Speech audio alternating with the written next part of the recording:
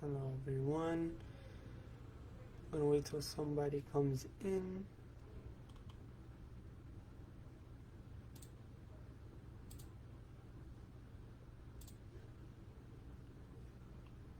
Alright. Hopefully this works. I don't know why the stream isn't working. I'm not too sure why.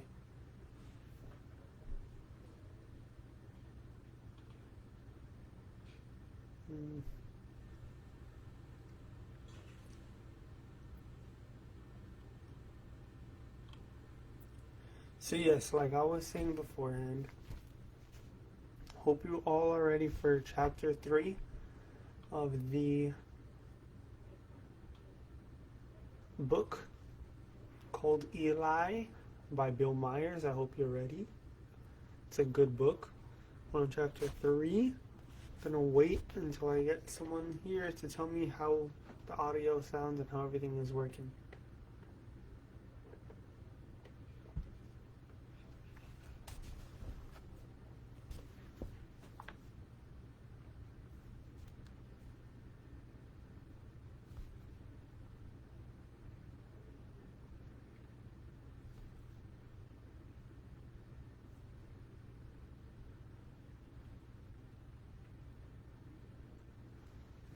Nothing yet.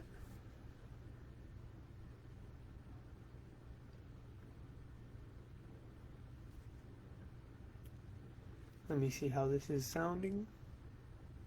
Make sure everything's okay. And then we'll start our reading.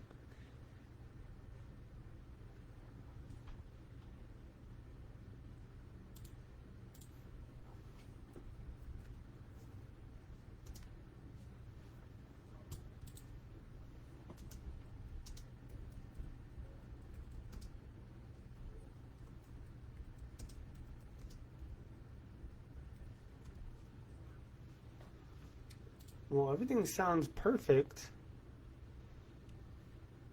At least to me, so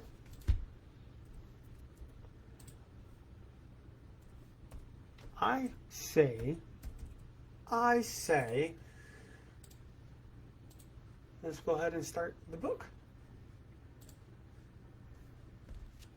Eli, chapter 3. Hope you're ready because this chapter is insanely good. 1 out of 10, it's probably a 13. I'm gonna get a sip of water and we'll start.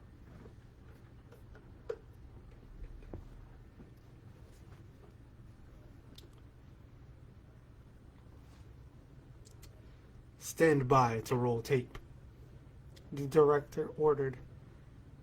The technical director, a thin, nervous fellow with glasses, punched an illuminated button on a console before him and repeated the order onto his headset.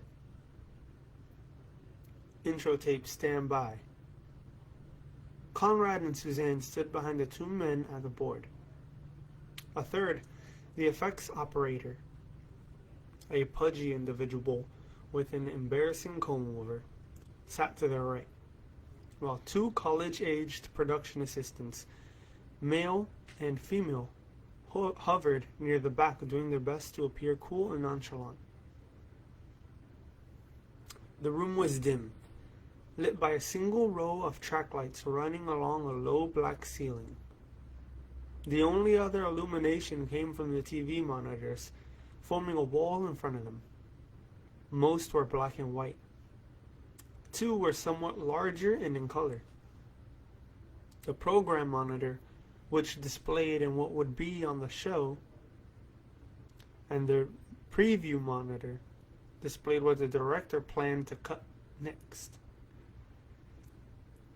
Up on the program monitor, Charlene Marshall, host of her own TV talk show, looked directly into the camera and read the prompter mounted in front of it.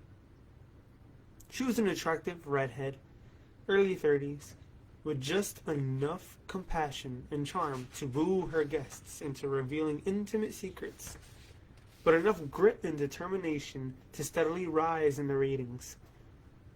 At the moment, Her TVQ was a solid 65%. She wasn't at the top of the heat yet, but as the network continued to promote and send stories down to her, it wouldn't be long. A young man who has been creating quite a stir these past several months, she said to the camera, and who we are honored to have as our next guest. But before we bring him out, let's just take a moment to show him in action. The director dropped his index finger and the technical director gave a command. Roll tape. In the room behind him, the VTR operator hit play, and the footage that Ned had taped at the softball field began to roll. Eli had been right. Excuse me, I'm sorry. Eli had been right. Network didn't consider him worthy of hard news, but he was a definite fodder for afternoon talk shows. Conrad wasn't crazy about passing the segment down to this level, but after his debacle with the parallel universe story, he thought it best to lay low and be a team player. The parallel universe story, as far as he could tell, that had been about the only major difference between this new world he was living in and his old one. Apparently, in the new world, he had decided not to pursue the story any further, and he had not gone up to Camarillo, and he had not been involved in a serious car accident.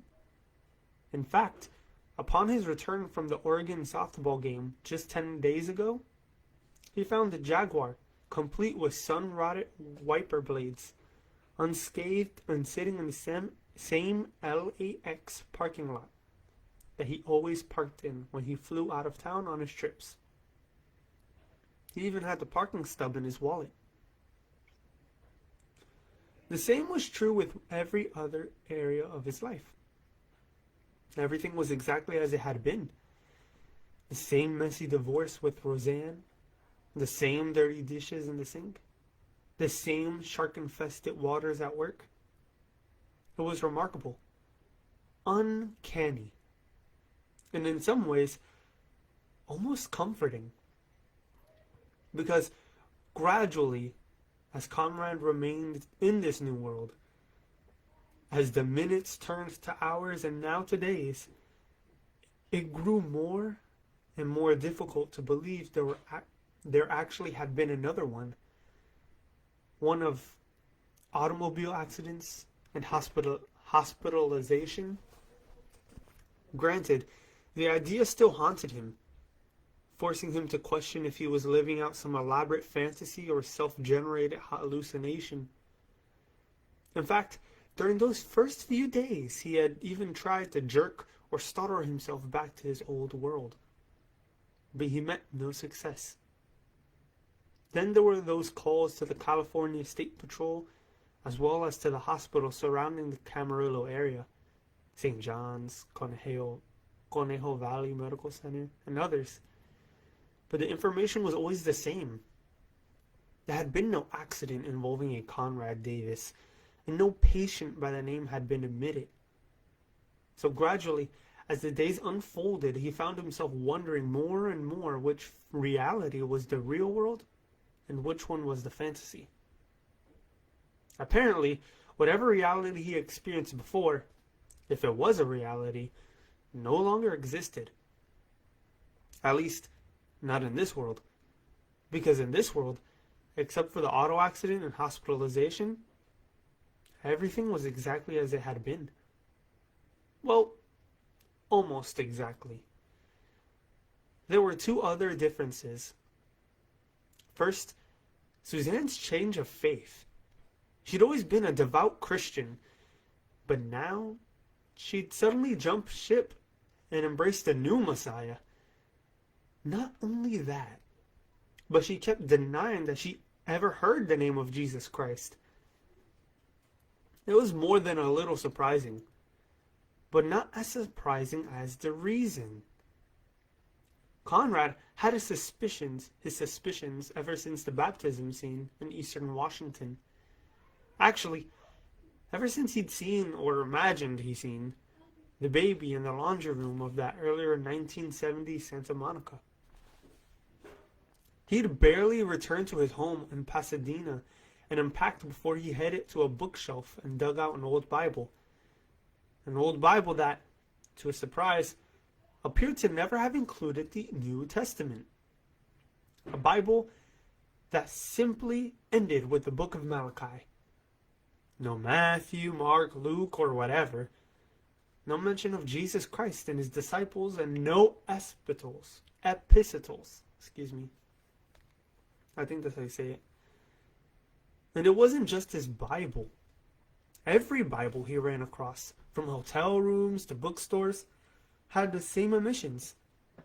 It was as if the gospel had never occurred. Sounds interesting. Charlene's voice came up over the speaker. It was the audio piece he'd written and that she recorded earlier that morning. Over the taped footage from the softball field, she spoke of Eli Shepherd, of his rising popularity and fame, and his supposed gift of healing.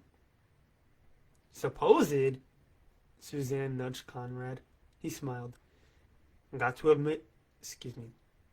to maintain some objectivity. She cut him a glance. Just keep watching, he said. Suzanne had come down from San Jose yesterday afternoon with Eli and his band of ragtag followers. They weren't organized, just an assortment of campers, RVs, and cars. About a dozen and a half that had slowly been making their way down the coast. When Conrad heard of their arrival, he swung by and tried to convince Suzanne to stay at the house. That way she wouldn't have to pay for a motel or sleep in some RV. She could stay in Julia's room. Of course, she declined. And he certainly understood, what with Roseanne gone and just the two of them alone. But he also understood something else. Felt it, really. That connection. Yes, he needed her presence up at the softball game, back when he was getting his bearings. But even after he had returned home, even after he'd grown used to the situation and had settled back into his routine, he found himself thinking about her. Often, several times a day.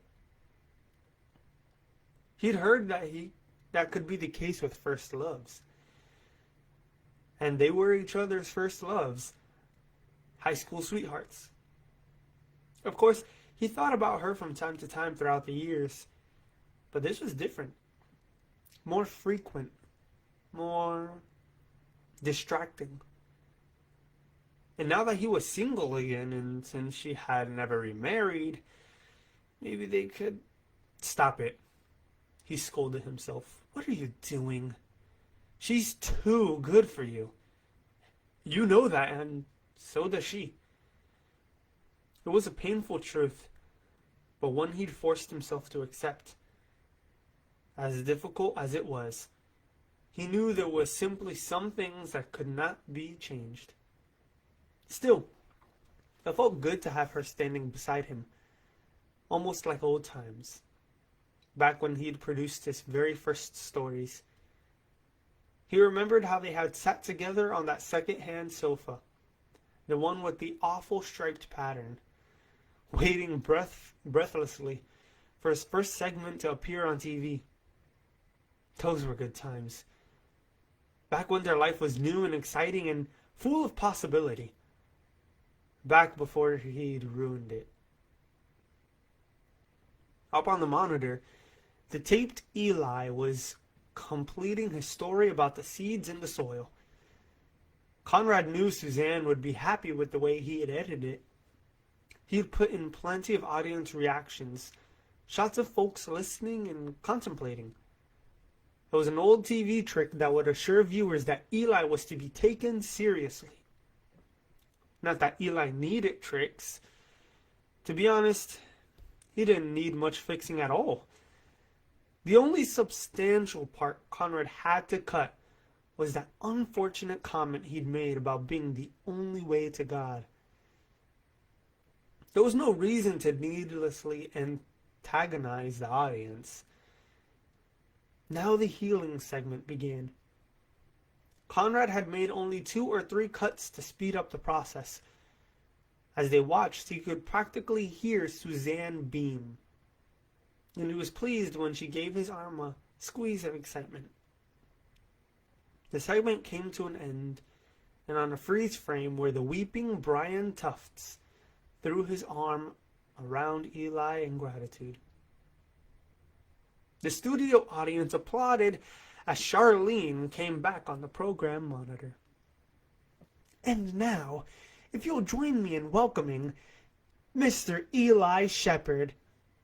The audience clapped louder as Eli appeared and joined Charlene on the platform. He looked anything but religious, wearing jeans and a forest green t-shirt and a tweed sports coat. The two greeted one another, and as the applause faded, they took their seats up on the carpeted platform. It was a homey set, with a floral sofa, love seat, matching coffee and end tables, a bookshelf on the back wall with plenty of pictures, and, of course, the obligatory gas fireplace. Once they were seated, Charlene began. Eli, thanks for joining us. My pleasure. And the smile on his face made it clear that it really was his pleasure. They began talking about his birth in Santa Monica, a fact not lost on Conrad, his uneventful childhood in the Pacific Northwest, the early death of his father, an education that took him only as far as high school.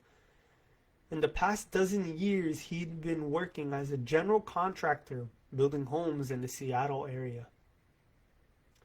Although Conrad did his best to maintain a reporter's objectivity, he was pleased to see how well the cameras captured Eli's warmth and openness.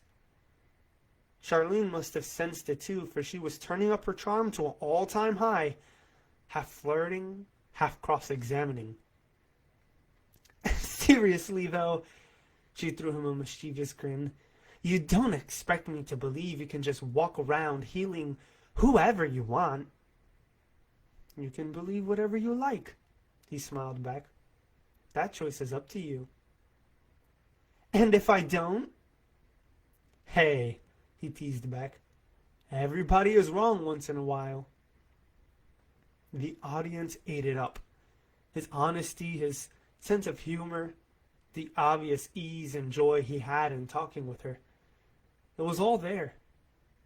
As the two continued the playful banter, but Conrad knew it wouldn't last forever.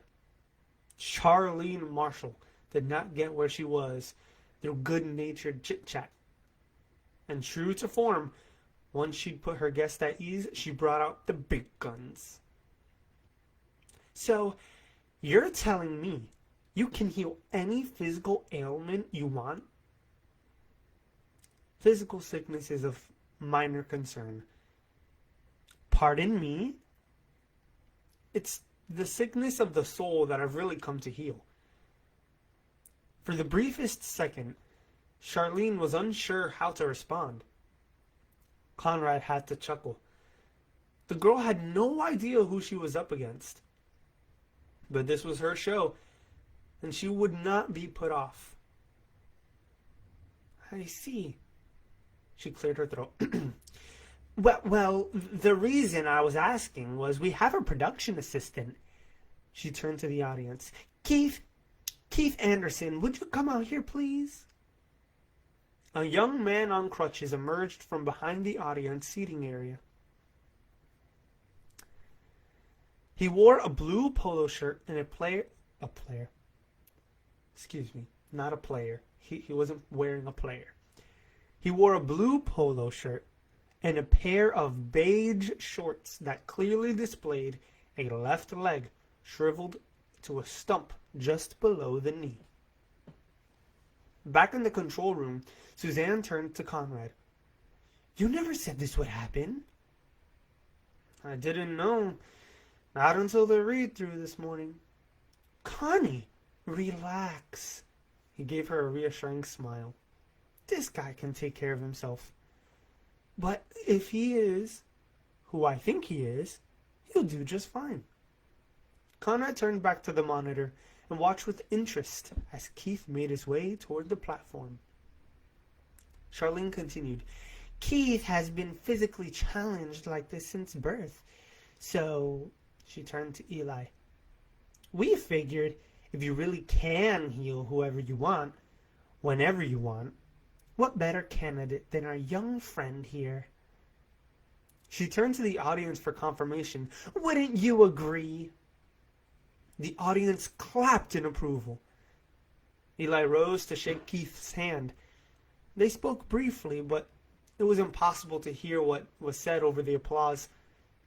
When they finally sat, Charlene motioned to Eli. So, what do you say? She was still smiling, but there was no missing the challenge underneath. Can you deliver right here, right now, in front of a national TV audience? Eli did not answer. Instead, he continued to watch Keith, who shifted uncomfortably under his gaze. Well, Charlene smiled. The audience waited patiently. When Eli finally spoke, his voice was softer than before and a little sadder. I'm sorry, Keith. He slowly shook his head. Charlene's smile began to fade. I'm sorry they pressured you into this. The boy's eyes shot up to Eli's.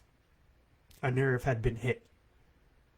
Is your prosthesis backstage, or did they make you leave it at home? The boy's eyes faltered. That's when Eli turned to Charlene. I expected you to turn this into a circus and try to make me jump through hoops. But you should never have forced the boy. Actually, Charlene countered, I believe it was Keith's request. Isn't that right, Keith? Keith swallowed, staring hard at the carpet. Charlene fidgeted slightly. Once again, she was caught off balance, and once again, she recovered. So, is that a no then? Are you telling us you can't heal our friend here? Eli turned his gaze from Keith to Charlene. The look was so powerful that the woman actually caught her breath. But before she could respond, a howling scream filled the studio. What was that? The director demanded inside the control room. Somebody from the audience! The technical director shouted as he searched the monitors. There! He pointed to the black and white monitor used for audience reactions. Third row up, next to the center aisle. Conrad's eyes darted to the monitor. It was a young girl, a teenager. Long blonde hair. She was squirming in the seat as she took a breath and let out another scream, more tortured than the first. Looks like a seizure, the technical director said. Instinctively, Conrad glanced to the program monitor, the one still showing Charlene. If she was shaken before, she was definitely unnerved now. The director swore and ripped off his headphones. Oh, all right! Stop tape! Stop tape! But Conrad had spotted something else. On Eli's monitor, an expression he hadn't seen on the young man before. A quiet resolve. Almost anger. No, Conrad said. He hadn't worked in TV this long without having some instincts to trust. Keep rolling. What? The director turned to him. Keep rolling. Connie, it's ruined! The director swore again. We've got to stop the show and call the paramedics. We'll go back and reset when they're through. Up on the monitor, the teen threw herself onto the aisle steps where she rolled and writhed. Shrieking out of control, an older gentleman, most likely her father, dropped to her side. trying to restrain her, trying to keep her from hurting herself, waving off others who tried to help. "Stop tape!" the director ordered. "Look at Eli!" Conrad pointed to the monitor, where they saw him stepping off the platform. "Follow your guest! Follow your guest!" He felt Suzanne take his arm in concern. "Connie." But he knew what he was doing. "Keep it rolling! Keep it rolling!" The director stared at the monitor, then shouted over his shoulder to one of the production assistants, "Get the paramedics here!" The boy reached for a phone as the director turned back to Eli's monitor. "Camera 2, follow him! Follow him!" He looked back to the program monitor. Charlene remained standing with her mouth open. "Camera 1, get off her! Go to the guest! Reverse angle!" Images on the monitor swished as they turned and zoomed toward Eli, passing them and approaching the girl. Her writhing eased as her father continued to hold her. Eventually, he tried sitting her up. She relaxed some, but her mouth continued to twitch and distort. Eli arrived, and the father looked up at him.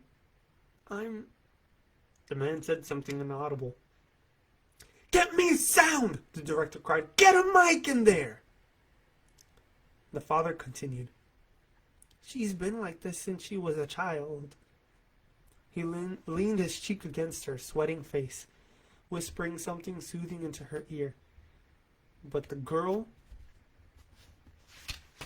was again growing agitated. The father looked back up to Eli. "We've tried everything, but..." Suddenly she threw her head back and cried, howling like a wounded animal.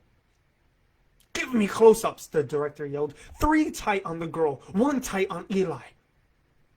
Another cry. Then a voice began to rumble up from deep inside her. It came from her chest. Thick, raspy, guttural. She tried to sound fierce, but there was no missing the fear on her face and in her eyes. "Why have you come to torment us before our time?" she demanded. Eli said nothing. He simply watched. A sneer flickered across her face. "We know who you are," she gasped, sucking in air. Then she spit out the words, "You chosen one, you son of the most..." "Be quiet." Eli's voice was soft, but commanded absolute authority. The girl's mouth clamped shut. She tried to open it, but could not. Her lips curled, then snarled. She hissed and growled, but her mouth remained clenched. She began rolling her head back and forth in frustration, saliva slipping out of the corners of her mouth, glistening on her chin. But Eli was unfazed. Instead, ever so gently, he knelt beside her. Her eyes widened as she recoiled, pulling back and cowering against the steps, trying to get as far from him as possible. Seeing her fear, Eli drew no closer. Instead, he spoke 2 words. Just 2. And they were barely above a whisper. "Leave her." Suddenly, the body convulsed. Her head jerked to the left, then to the right, back and forth, sweat and hair now spittle flying. "Now!" At the command, she threw her head back, her eyes bulging at the ceiling, her mouth exploding open. But there was no words, just a low, guttural gasp. A hissing from the back of the throat. It started deep and quiet, growing in intensity, resonating through her entire body until it broke into a shrill scream. Anguished, chilling, so eerie that Conrad felt the hairs on his arms rise, a coldness sweep across his shoulders. Finally, the cry faded, ending in a ragged, raspy wheeze. And then the girl went limp, falling unconscious to her father. "There's your break. Conrad said. Go to commercial. The director nodded. Got it. Camera 2, go back to Charlene. The camera turned and focused upon the host. Unfortunately, she remained standing, mouth still agape. Go to commercial, the director shouted. Tell her to go to commercial. The technical director hit the intercom. Charlene, his voice echoed throughout the studio. Char, go back to break. She still didn't hear. Charlene! At last she turned toward the camera, struggling to crank up just the right look of wisdom and knowing. It was only one sentence, but it seemed to take forever to get out the words. And we'll be right back after this. How was that so far? That was pretty crazy, huh?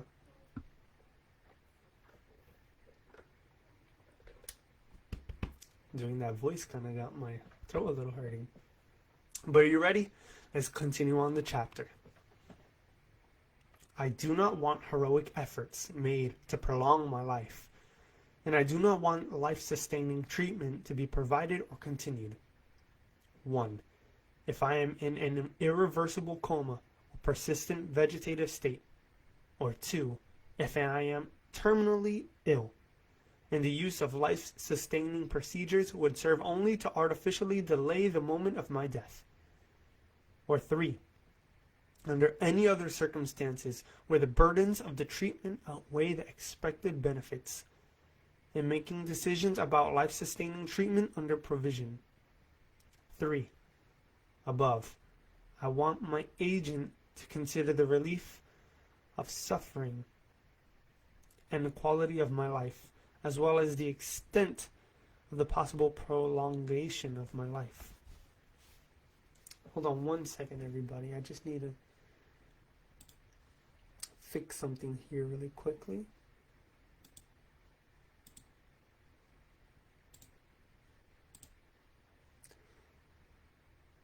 Oh, never mind. I cannot fix it.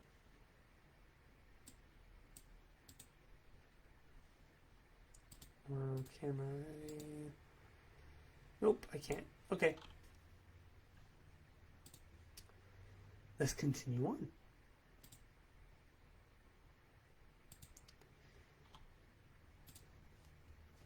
Julia stared at the California Durable Power of Attorney for Health Care document she'd brought from home. The one her father had sent several years earlier. The one she'd protested and refused, but that he had sent anyway. And the one she kept because it was the responsible thing to do, until he found someone else, which, of course, he never had. She looked back at the words. I do not want heroic efforts made to prolong my life, and I do not want life-sustaining treatment to be provided or continued if I am in an irreversible coma or persistent vegetative state. Legally, it was cut and dry. If there was no chance of him living without life-sustaining treatment such as the respirator or feeding tube, or if they had to perform heroic efforts to keep him alive such as resuscitation or CPR, then as his agent, she had the power. No, she had the obligation to prevent those efforts and let him die.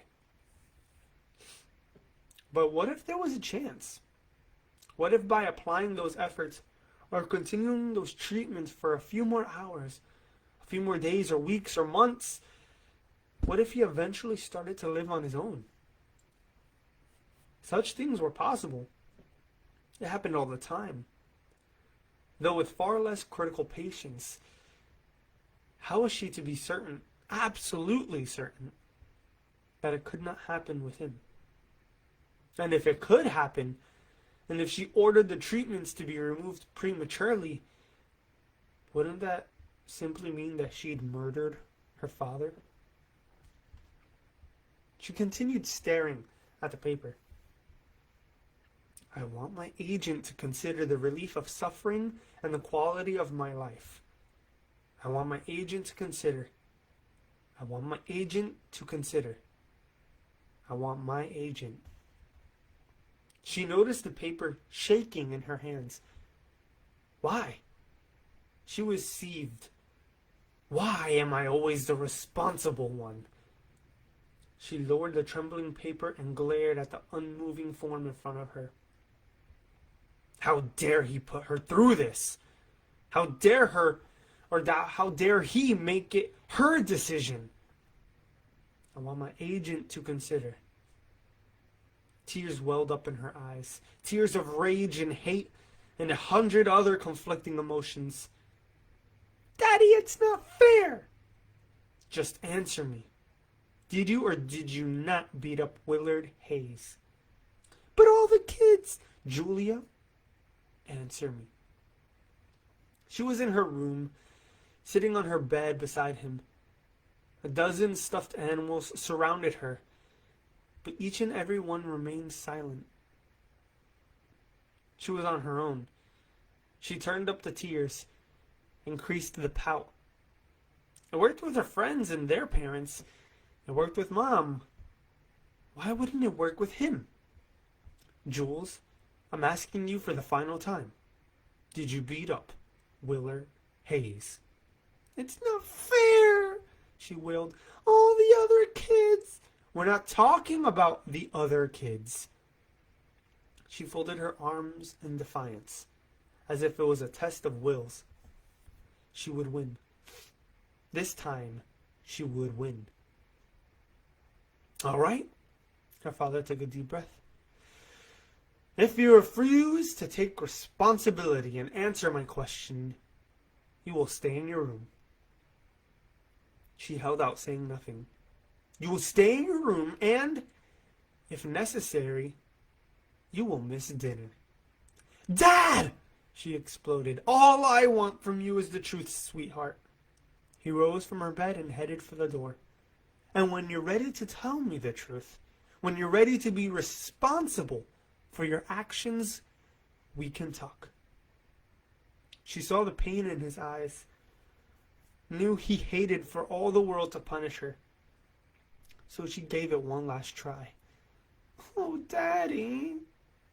It was the most helpless, pitiful whimper she could muster. She completed the effect by looking up to him with a trembling chin. When you're ready, Jules, he said, reaching for the door. Just to let me know. And with that, he closed it. She let out another mournful wail, but even as it escaped, she knew it would not bend. He would not bend. And even more importantly, at the tender age of 8, she knew he was right not to.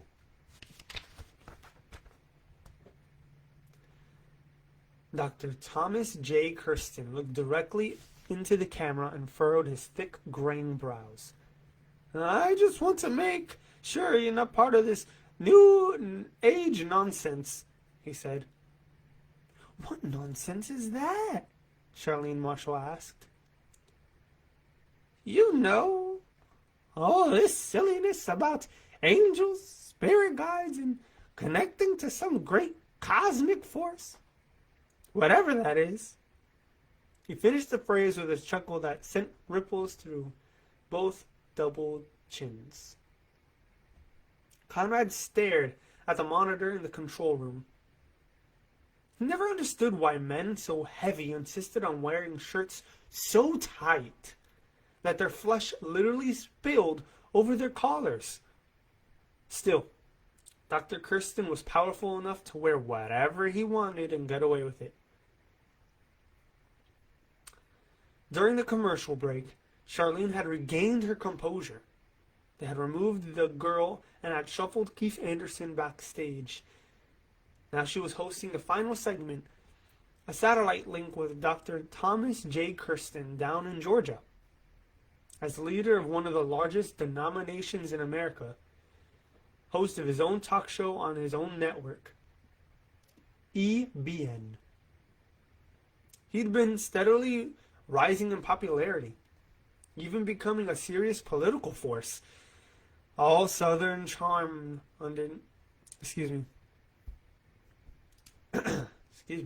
All southern charm and good old boy on the outside, he was steel and grit underneath. Both Republicans and Democrats had been courting his favor, and by never committing too strongly to either side, he managed to hold everyone's feet to the fire. Besides being a shrewd politician, he was also a remarkable salesman.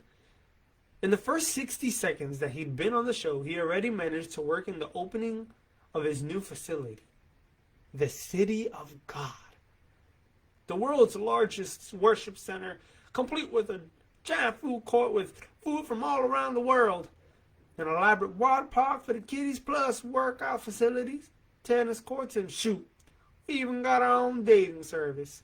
There's something here for the entire family. Just a short 2-hour drive from Atlanta, right in beautiful Salem County, Georgia. It had been a remarkable piece of salesmanship, but with Charlene's gentle prodding, they had managed to return to Eli and bring up the gentleman's concern regarding any affiliation that he may have with the New Age movement. So, Charlene said, turning back to Eli, how would you address that question? I think the doctor is right to be concerned about these issues, Eli said. Most of today's supernatural experiences, channeling, spirit guides, and the like are cheap counterfeits of the real thing.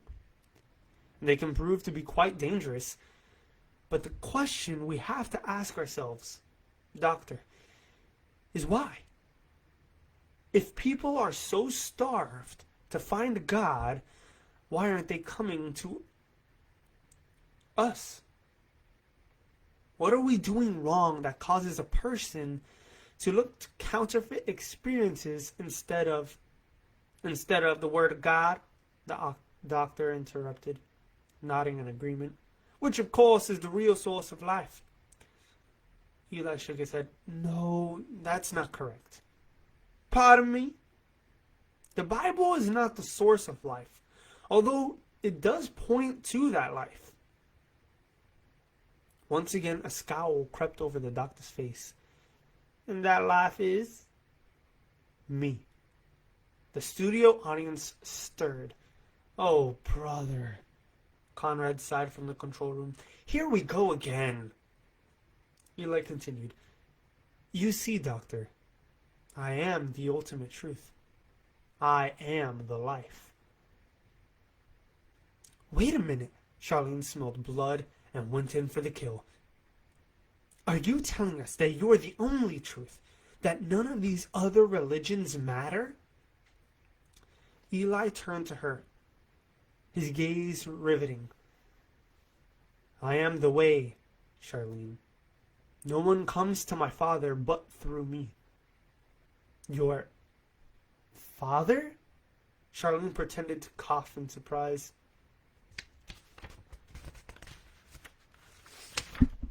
Ooh, sorry.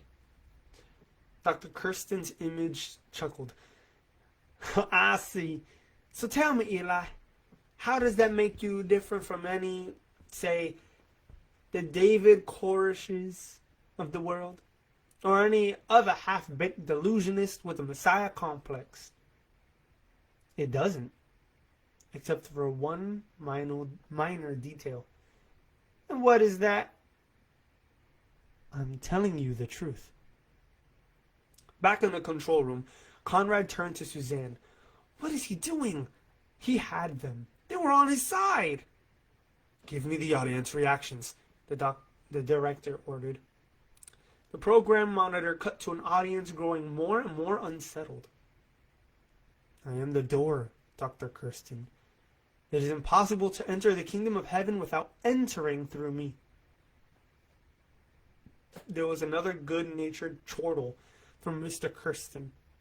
Don't you find that, I don't know, just a little bit exclusive?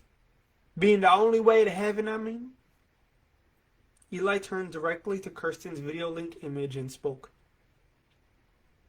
You know nothing about the kingdom of heaven, Doctor. My Father's kingdom is not about food courts, dating services, or water parks. It has nothing to do with the day planners or becoming the CEO of a great flourishing congregation. Go split screen, the director ordered. Immediately, both faces were side by side on the monitor. Eli speaking earnestly, Dr. Kirsten striving to maintain a smile. The kingdom of God is about dying. It's about pouring your life into others, regardless of the cost. It is about laying down your life so that you can receive mine. Bigger is not better, Doctor. Eli leaned closer into the camera. The kingdom is not part of the American dream. Hear me carefully. In the kingdom of heaven, there is no greater temptation, no quicker road to ruin than worldly success. Tell her we've got 30 seconds, the director ordered. Then turning to the sound booth, he said, "Give me closing music." Charlene took her cue and turned toward the camera. Well, guys, that was more than a little enlightening. We have just a few seconds left. Any closing comments? Dr. Kirsten cleared his throat and smiled. Well, despite our differences, I want Eli there to understand he's still welcome to come down to Salem County when we open this 4th of July. And that same invitation goes to all of your audience, Charlene. Come on down to the City of God. It's just a short 2-hour drive from Atlanta, and let us offer you a little old-fashioned, godly hospitality. This guy doesn't miss a beat, Conrad mussed out loud. The director nodded. Your friend could take a few lessons. And if you don't want to eat at our food court, Dr. Kirsten gave another chuckle. Shoot, you don't have to. But if any of you are thinking about a vacation or just wanting to see what great and mighty things our God is doing here, come on down. Our door is always open. Eli, Charlene asked. Eli swallowed quietly. Finally he answered, I think the doctor has said it all. Come on, Charlene prodded. What does that mean? It means Dr. Kirsten is not building my father's kingdom, but his own. On the outside, it's a beautiful complex with good and decent things, but on the inside, it is exactly like the doctor. Full of death and stench and decay. The director let out a whoop. Dr. Kirsten's smile quivered, and Conrad shook his head, mumbling, Oh boy. Give her 15 seconds, the director ordered. Wrap it up. Conrad turned and motioned Suzanne toward the exit. Let's get in there and help him out before the audience goes after him. Suzanne nodded and they headed for the door. Conrad could tell she was just as embarrassed over the performance as he was. Too bad. It had been going so well. But now when the show was aired, folks across the country would begin cutting him up and serving him for lunch. You don't lash out at one of the most respected religious icons in America, not to mention the most powerful, without major repercussions. And you certainly don't go around claiming to be the only way to God. They headed down the thickly carpeted hallway until they reached the studio door. He tugged it open. It was a thick and heavily padded to dampen the sound. Once inside, he spotted Eli off to the right. The audience already had started shuffling out while Charlene talked to the floor director. It was obvious she was avoiding Eli like the plague. The same was true for the rest of the crew. And who could blame them? Eli. Suzanne walked across the black concrete floor and gave him a brief hug. Conrad was right behind. So, how did I do? Eli asked with his trademark twinkle. Well, Conrad gave a little grimace. Eli chuckled. That good, huh? Conrad shrugged, pleased to see Eli wasn't taking it too badly. Let's just say a few more lessons in diplomacy wouldn't hurt. Eli smiled. But it's the truth, Conrad. You of all people know the value of truth. A person is only as good as their word. Remember? Conrad opened his mouth. But for a second, no words would come. How did he know? Had Suzanne... No. That was too personal. Too private. Finally, the question formed. Who exactly are you? Eli's smile broadened. I think you know, Connie. Again, Conrad was speechless. After a moment, Suzanne stepped in. It's too bad about that Keith boy, she said. Eli turned to her. What do you mean? I mean, it's too bad you didn't heal him. I didn't? Before Suzanne could respond, there was a loud cry backstage. All three turned to see a small crowd gathering. In its center stood Keith Anderson. I've got it! He shouted. I've got my leg! I've got a leg! Eli turned and started toward the exit. Come on, he said. We should be going. Suzanne nodded and started to follow, but Conrad could only stand staring. Conrad, Eli turned back to him. Connie, you all right? Conrad slowly turned toward him, still stunned, still amazed. Eli waited patiently until Conrad could finally find the right words. You really are him, aren't you? Who's that? Eli asked, his eyes sparkling.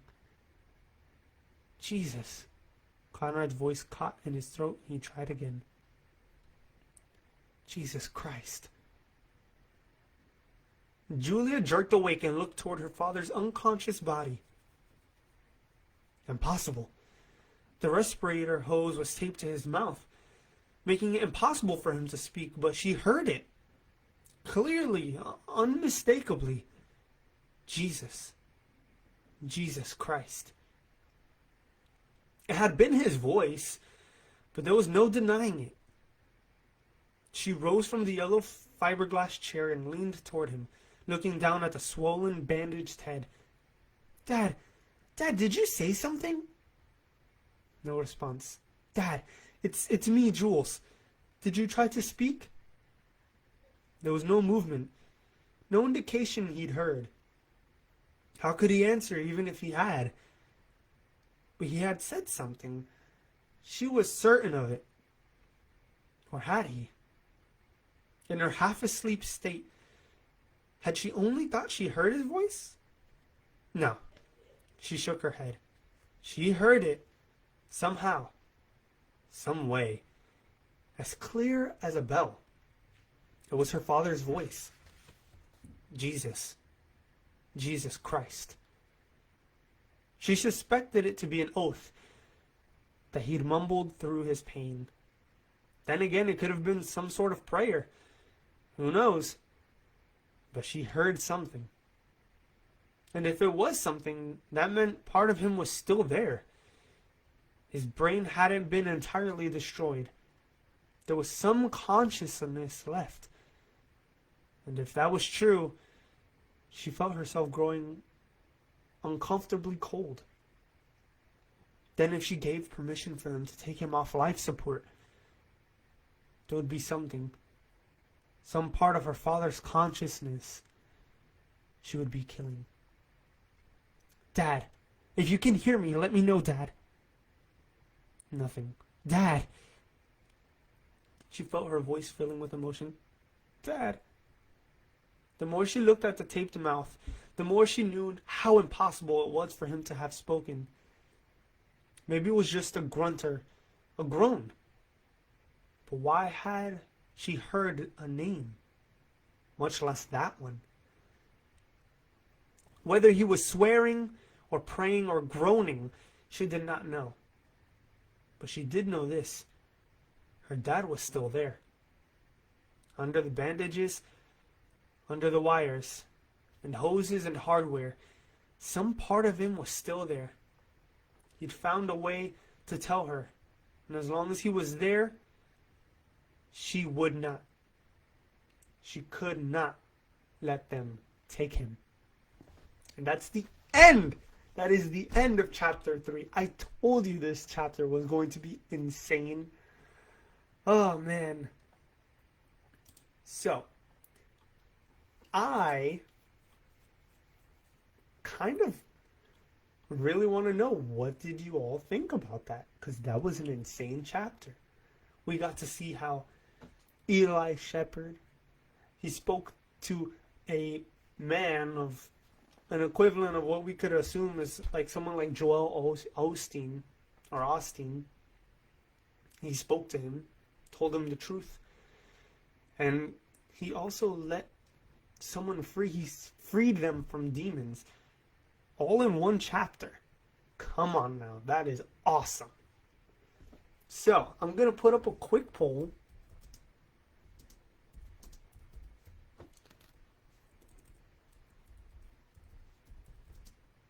Oh no, I can't spell. Oh no, I forgot how to spell.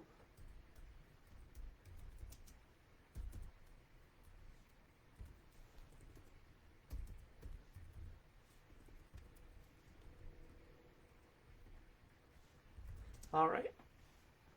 So I'm going to put up a little poll here.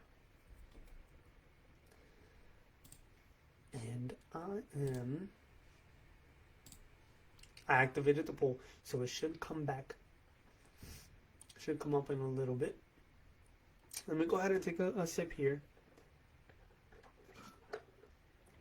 So the question in this poll is, should I do chapter 4 as well? Or should I stop here? Think about it. Tell me what you think.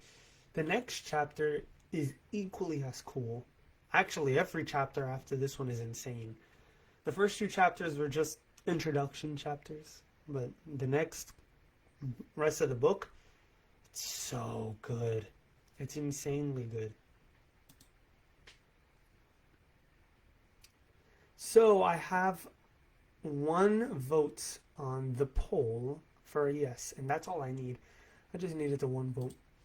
We're going to do chapter 4 now. Let me update the title of the book to chapter 3 and 4.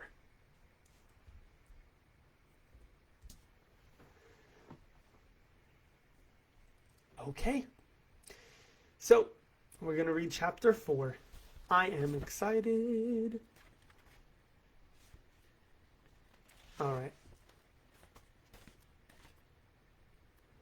Let me see here. I lost the chapter. I lost chapter 4. Well, looks like we can do it. I'm joking. You ready? Because I am. Chapter 4 of Eli. Alone in his Jaguar, a frustrated Conrad negotiated the snaking twists and turns up Brook Street as he headed high into the Hollywood Hills. What was Eli doing? What was he doing now? Excuse me. I need to say this before I continue reading this chapter.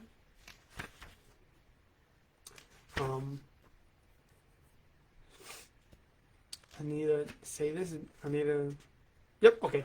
So, this chapter, if you have any children listening, you might want to be careful because this has some adult parts into this chapter 4. So, if you do not want your children to hear adult-natured stuff, you might want to not let them see this. Ready? Don't say I didn't warn you. Chapter 4. Alone in his Jaguar, a frustrated Conrad negotiated the snaking twists and turns up Brook Street as he headed high into the Hollywood Hills. What was Eli doing now? What had he blundered into this time? It seems that whenever the guy turned around, he was making a wrong move. And if Suzanne was right, this could be the worst one of all. After Charlene Marshall's program aired, receiving impressive ratings along with the sound bites on many of the softer news shows, word of Eli began to spread. Not that he was a major topic of conversation, but people across the country were beginning to take notice. As far as Conrad could tell, opinions fell into three camps. As far as Conrad could tell, one group. I'm sorry, I need a second. Give me a second. I need a drink.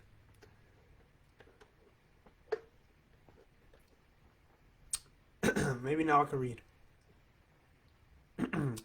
As far as Conrad can tell, opinions fell into three camps.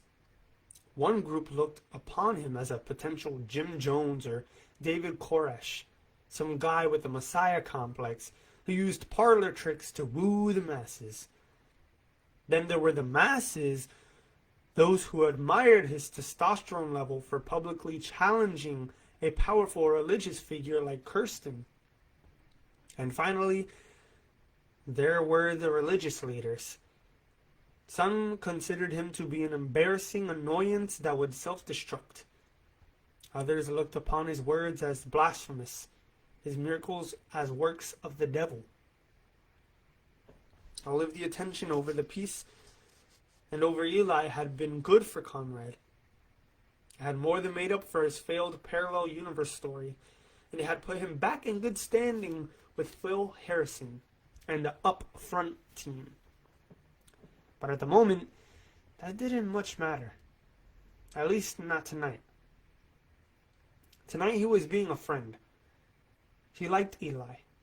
He appreciated his honesty and his no-nonsense approach. And then, of course, there was the other matter. The question of his true identity. For if Conrad had indeed entered another world in which Jesus had not yet appeared, well, the similarity to Eli and his actions was growing more apparent every day. Now, if he could just stop the guy from being so naive and self-destructive. A white Corvette convertible rounded the corner directly in front of Conrad, taking its half out of the middle of the road. Conrad swerved to the far side, nearly snapping off a row of mailboxes. He could honk his horn in anger, but what good would it do? The guy would just flip him off and continue on his merry, I've got more money than brains, and if I break this toe, I'll just buy another one way. Conrad pulled back onto the narrow road and refocused his attention to Eli's current problem. If you're trying to be taken seriously as a religious figure, you don't go into the Hollywood Hills and party with Leon Brewster. It was as simple as that. This is where I said, be careful if your children are listening. Leon Brewster was the leading porn producer on the West Coast. It was an absurd move. What could Eli possibly be thinking? A half hour ago, Conrad had swung by the Motel 6 on L.A. Brea, where Suzanne and the others were staying. He'd said it was just to say hi. Granted, it had been his fourth visit since they'd come into town last week, but she didn't seem to mind. Nor did he. Excuse me, I lost my place.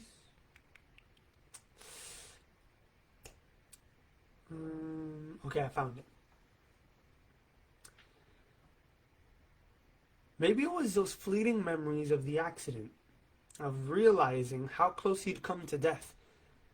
He wasn't sure, but it felt good to catch up on old times and to reconnect with the one person in his life who'd ever mattered. Of course, there was another truth. Though he was careful to hide it from her and was doing his best to hide it from himself, he was falling for her. Again. Not that he'd ever stopped. She'd always been there, in the back of his mind. Even during the other marriages. And though he constantly reminded himself that he had no right to be having such thoughts, the feelings were returning, growing stronger every day. Still, that would be his secret, always, because despite the swelling he felt inside his chest whenever they were together, the warmth that filled his body, and the way his mind continually drifted to her whenever they were apart. He would not tell her. He had destroyed her life once. He cared too deeply for the lady to do it again. He had only seen Eli one time during his visits. They'd spoken briefly, but it was nothing of substance. Just chit-chat, good-natured ribbing over Eli's talent for saying such wrong things at such wrong times. The subject of Jesus Christ had not returned. But earlier that week, Conrad had swung by Santa Monica. It was only a 30-minute drive from the office, and he had a little time to kill. Of course, just as he expected, there were no hippies, the mall had returned to its rightful place, and there was no run-down motel. At least not where he remembered it. And he did remember it, vividly. So vividly that earlier he'd even called up Dr. Endo in Camarillo. He mentioned nothing of his experience. He had no way to prove it was real, and no need to foster rumors that he was an over-impressionable fruitcake. If there are eyewitnesses to such universes, they would be locked up in insane asylums. Still, he did ask one question. If a person were to actually slip into another reality, and if the conditions that allowed him to do that remained, would it be possible for him to do it again? Maybe at a different time? The doctor's answer was clear and unmistakable. Yes. Remember, I said that time in another universe may not travel at our velocity or be bound by our restrictions. Wow, I put 2 accents on him. 2 in that one sentence. Let me know if you caught that. Conrad had remembered it, and as best he figured, that's what had happened. If Santa Monica experience had been real, then somehow he had entered this world at an earlier time, then managed to skip ahead and re-enter it 30 years later. It was an absurd theory, impossible to prove, but in those uncertain, middle-of-the-night moments, it gave him something to hang on to. The hill grew steeper and the switchbacks sharper and more treacherous as Conrad dropped the Jaguar into second. Already he could see cars parked off to the side. Mercedes, Beamers, off-road utility vehicles, the preferred mode of transportation by the rich and chic. And the rich and chic were the only guests Leon Brewster ever invited. There was a good money in his line of work, and he attracted only the best or the worst, depending on your point of view. Actually, the porn itself didn't bother Conrad much. After all, he was in LA, the land of tolerant thinking. It was the internet stuff with the kiddies that made him uneasy. That's why he was heading up to the mansion. That's why, after Suzanne had mentioned Leon's name, Conrad had hopped into the car and was racing to Eli's rescue. He took another hairpin curve and the mansion appeared to the right. It was cut out of the hillside, its marble facade glowing in the milky moonlight. Just ahead, a pair of car jockeys waited to park his car. They were dressed in black and white French-made costumes, complete with fishnet stockings and garter belts. The fact that they were young men was a clear indication of what awaited Conrad inside. What could Eli possibly be thinking? Conrad stopped his car, climbed out and gave his key to one of the attendants. The night air felt warm and pleasant, and the sweet smell of jasmine lay heavy upon the hillside. He turned toward the mansion. It loomed 50 yards ahead. With a sigh, he started up the brick driveway toward the open wrought iron gate. But before he'd even entered, he heard a voice call from the side. Conrad! Hey, Connie! He peered to the left, toward a large group of oleander bushes, 8 to 10 feet high, covered with white and pink flowers. Who's there? Two forms cautiously stepped from the shadows. Jake? Conrad asked. It was the burly softball player Eli had helped to hit the home run. Beside him was the racist biker, the one with the shaved head and tattoos. Will? The men slunk out into the moonlight. What are you guys doing here? Waiting for Eli, Jake said, throwing a glance up the house. They wouldn't let you in? Conrad asked. You crazy? Will answered. There ain't nothing up there but Jews and blacks and perverts. No way we're going up there. But Eli's there, Conrad said. Will said nothing and looked down. Jake nodded sullenly. Conrad glanced back up at the house. It was obvious these two country bumpkins had more sense than their leader. He turned back to them. I'm going up to get him now. Just stay put. We'll be back in a couple of minutes. Relief flooded their faces. And Conrad had to smile as he turned and started up the driveway. Anywhere else, somebody like Will would have chewed up and spit out Leon Brewster in a second. A black porno king infesting the world. Particularly God's chosen race with his poison. But put some money around him, a fancy mansion, fancy cars, and suddenly Will is cowering in the bushes. Funny how money can turn the tables. The house up ahead was Greco-Roman, and anything but understated. Marble pillars, marble steps, and of course marble statues. Lots and lots of statues. Each separately lit and each anatomically correct. A dozen in the yard and at least that many surrounding the entrance. Once he reached the porch, he was greeted by two slave girls. Blonde twins, dressed in leather and chains. Their perfume rivaled the jasmine as they pushed open the large brass doors. When he entered, the one to his right was careful to brush against him, just in case he was interested. Ew. That's all I'm going to say. Inside, it was no better. An explosion of bad taste and vulgarity. Turquoise soap bubbles drifted down from bubble machines up in the balcony. Alternating floodlights of blue, yellow, and red lit men of every persuasion, scantily dressed and impossibly endowed women. Transvesties, adults with children's bodies, children with adults' bodies. Many were drunk or loaded or both, and several sported more body-piercing rivets than a Navy battleship. Conrad worked his way through the crowd, waving aside the drinks and a silver tray of cocaine that floated past. He entered a large archway and stepped down into the main room. It was encircled by marble pillars and more statues.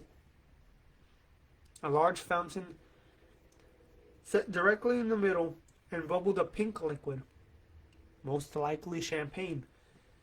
And there, sitting on the edge of the fountain, the focus of the room's attention, was Eli. He wore the same jeans, t-shirt, and sports coat that he'd worn on Charlene's show. At least 50 guests surrounded him. Several stood, others were stretched out on the floor. All appeared to be listening, enraptured by the story he was telling. Conrad moved closer to hear. Eli spotted him and gave him a slight nod. He was speaking with the same enthusiasm and joy he had when talking with the group at the softball field. But the younger son, he wanted to get out of there and live. He wanted to leave the farm and taste everything the world had to offer. Everything and then some.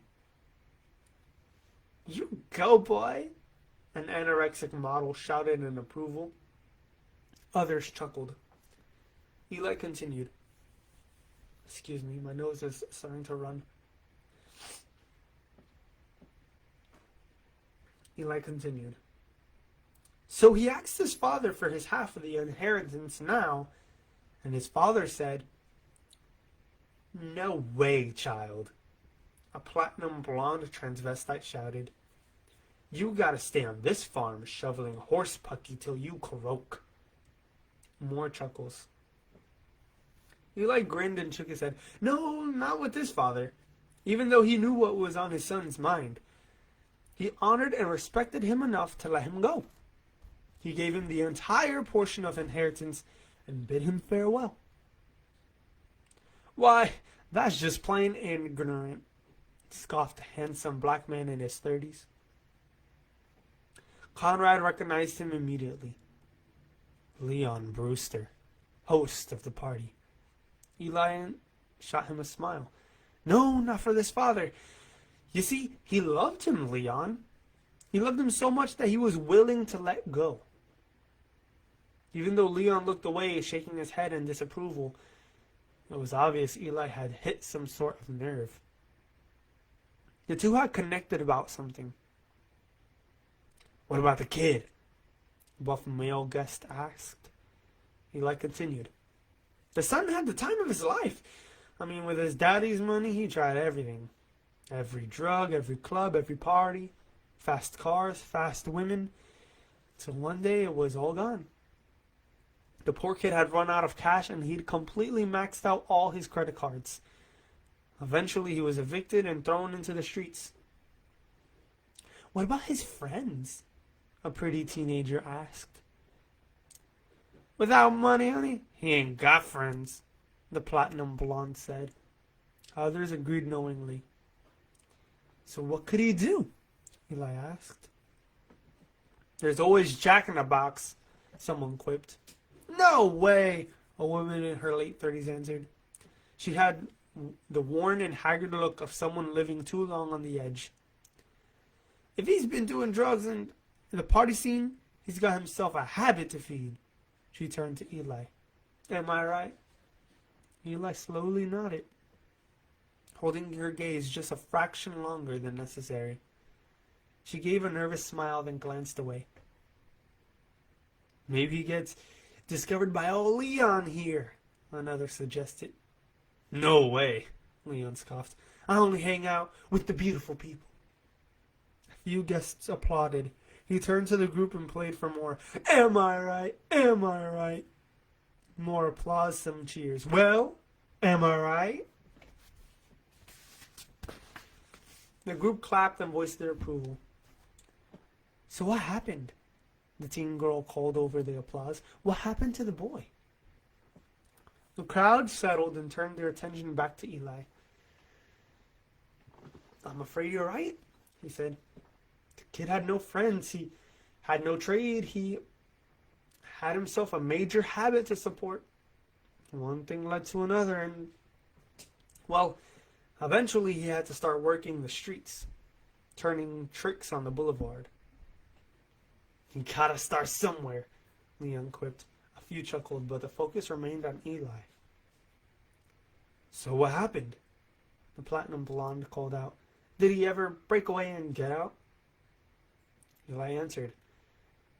"He worked the streets night after night, month after month. Eventually he became so skinny and riddled with disease that no one would touch him. And then one day, standing in line at the free clinic, he suddenly came to his senses. 'Why am I here?' he thought. 'Why don't I just go home and throw myself at my father's feet?' 'Cause you'll kick your sweet butt back into the streets and call the cops after you,' Leon answered. There was no voice or any humor in his voice this time. Eli nodded. That's what he figured. So he thought maybe, just maybe, he could go back and become one of his father's field hands. He wouldn't even stay in the house. He would just live like the other migrant workers. He'd do anything just as long as he could come back. Fat chance, Jack, someone muttered. The blonde agreed. As far as my old man's concerned, I'm dead. And buried, Leon added. Dead and buried. Others nodded. Eli turned to Leon and shook his head. No, his father was different. Every day the boy was gone, his father had hoped for a phone call. Every day when he went to the mailbox, he prayed for a letter. That's some father, the teen girl said. Yes, he is, Eli agreed. And though it took a while to save the money, the young man eventually got a bus ticket and headed back home. And you're telling me the old man just took him back? Leon asked skeptically. Just like that? Eli nodded. He got the call from the Greyhound station and raced into town to pick him up. And right there, in the middle of the terminal, in front of everyone, he threw his arms around his child, embracing him, kissing him, and weeping over him.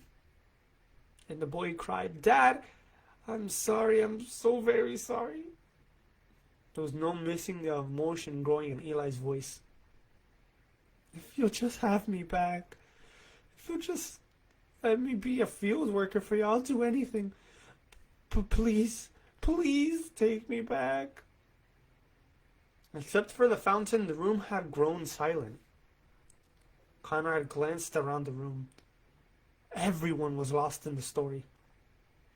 Some eyes were even shining with moisture. Once again, Eli's gaze landed on Leon. Only this time it did not leave. But instead of punishing him or making him pay, the father took him back into his home. He gave him everything he'd originally had and more. Eli slowly rose up from the edge of the fountain. He even called up his family and his friends, his neighbors, and he threw a tremendous party, all in honor of the boy. Why? Leon's voice was softer, thicker. Eli held his gaze. Something powerful was happening between the two. Everyone saw it. Because, his loving father said. Slowly, Eli started toward him. People scooted aside so he could pass. This son of mine, who was dead, has come back to life again. Leon was breathing a little heavier. Eli continued, his voice growing hoarse with emotion. He was lost, given up by everyone as dead. But now, Eli finally arrived, stopping directly in front of Leon. The producer's gaze faltered, then dropped to the floor. Eli gently set a hand upon his shoulder. The man looked up, his eyes filling with moisture. But now, at long last, after all these years, he has been found. Tears spilled onto Leon's cheeks. His body shuddered once, then twice. Eli wrapped an arm around him. Leon responded, awkwardly at first, then clutching him fiercely. The crowd murmured approval as the two continued to hold one another, both clenching their eyes against tears. Eli whispered something into Leon's ear. No one heard what was said, but they all watched as Leon's body continued shuddering in quiet sobs. Others were crying now, too. Obviously, their own lives were being touched. Even Conrad's eyes began to burn as he recalled all that he'd destroyed, all that he'd left behind. But the moment was short-lived. Suddenly, one of the slave girls ran into the room, shouting, It's the police! The police are here! Panic filled the mansion as people began to scatter. Miners were hustled toward exits. Silver drug trays quickly disappeared. But the warning came too late. Within seconds, the blue-clad vice squad poured into the room, and behind them came the glaring lights of a news crew.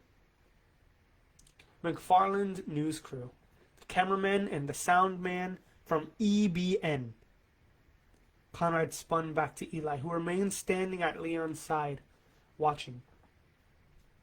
Conrad wanted to separate them, to pull Eli away and try to run for it, but he knew it would be useless. There was no place to go. Besides, the real damage was already being done, because off to the side, one of the cameramen had spotted them together and was zooming in for a tight two-shot. Connie. He turned to see McFarland approach. What are you doing here? Making sure his voice dripped with sarcasm, Conrad answered, Just like you. I guess I can smell a good story. Yeah, McFarland grinned. What a coincidence that you happened to arrive at the same time as the police. McFarland's grin broadened. Just lucky, I guess. But that's how it usually is with Dr. Kirsten. When you know the right people, it's easy to be lucky. Conrad nodded, knowing full well what had just been said. Well, if you'll excuse me, I've got a story to cover. McFarland started forward, then turned back and nodded toward the police. If they give you any trouble, just let them know you're with me. You what? Julia cleared her throat. I'm not prepared to order that life support systems be removed. Not yet. That's absurd! Ernesto stood on the ICU lobby beside his mother and sister. He was a handsome fellow, a year or two younger than Julia, with strong Latin features. His sister Beatrice, who had ridden to the hospital with him, was equally attractive. 20-year-old version of her mother before their trips to the Beverly Hills surgeons. Ernesto continued to sputter. You've seen his condition? You know what the doctors say? Actually, I haven't spoken to a doctor yet. Well, we'll see to it that you do. He turned to his mother. What did they tell you? Roseanne shook her head, bringing a tissue to her face. For the first time since they met, Julia almost thought the woman's sorrow was sincere. Almost. They say he will not survive. Roseanne took a trembling breath and forced herself to continue. That his brain, most of it is, they say it is gone. Tears rolled down her sculptured cheeks, and Beatrice moved in to wrap a comforting arm around her. It was quite a performance, and Julia almost felt guilty for being too jaded to believe it. Almost. Doctors can be wrong, Julia replied. What? You're suddenly a medical expert? Ernesto, Beatrice chided. The man ran his hands through his short, dark hair. I'm sorry, Julia. I know this isn't any easier for you than it is for us. For the briefest second, Julia wanted to punch him in the gut. How dare he put their feelings on the same level as hers? He continued. But you must understand. We need to start thinking about what is best for him. He's the one I am thinking of. Who are you? His eyes widened a fraction, making it clear he understood the barb. Julia had taken off the gloves. She was too tired and too spent to play the game. But not Ernesto. Once he caught himself, he continued, smooth and gentle and understanding. I just don't want your love to cloud your judgment. Let's face it. He looked to his mother and sister for affirmation. You're his only child of Of course this is hardest on you. The two nodded in agreement. It was a nice recovery, but a bit late. Julia waited, expecting to hear more. She was not disappointed. You want him to stay alive and remain with us. We all want him to stay, but not like that. He motioned toward the ICU door. It's just not fair to him, Julia. You've read his directive. Ernesto reached into the pocket of his sports coat and pulled out a paper. It was a copy of the same living will Julie had been reading minutes before. She watched as he unfolded the paper. How convenient for him to have it, she thought, and efficient. He found the appropriate spot and began to read. I do not want heroic efforts made to prolong my life, and I don't want life-sustaining treatment to be provided or continued. One, if I'm in an irreversible coma or persistent vegetative state, or two, if I know the document, Julia cut him off. I know what it says. Then you must put aside selfish emotion and do what is best for your father. If Julia had wanted to punch Ernesto before, she wanted to beat the tar out of him now. But she managed restraint and maintained her composure. After all, she was a responsible one, the professional. And as a professional, it was important that she put aside her emotions and act in the best interest of her client. I am not yet convinced that the coma is irreversible or that it will remain in a persistent vegetative state, she said. Julia, Rosa tried to reason. How can you say that? I heard him speak. All three caught their breath. You what? Ernesto said. You heard Connie speak? Roseanne said. Julia nodded. Not words. I mean, maybe they were words, but it was hard to tell with the respirator in his mouth. But I believe he was trying to communicate. You're not serious, Ernesto said. Julia nodded. It was a gasp, he argued. An involuntary reflex. Perhaps, but until I know for certain, I believe it would be premature to discontinue the life supports.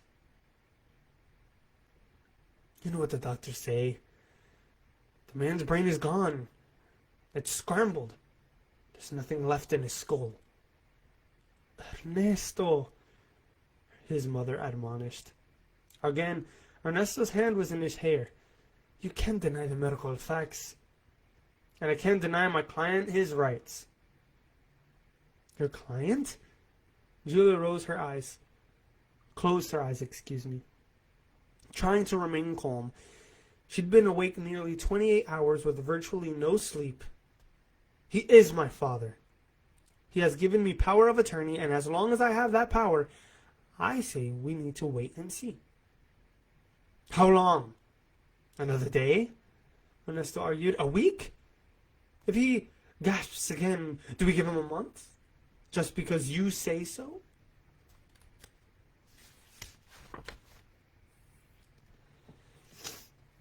As long as I have power of attorney, we will give him whatever I say we give him. Ernesto held her gaze and began to nod. She knew exactly what he was thinking.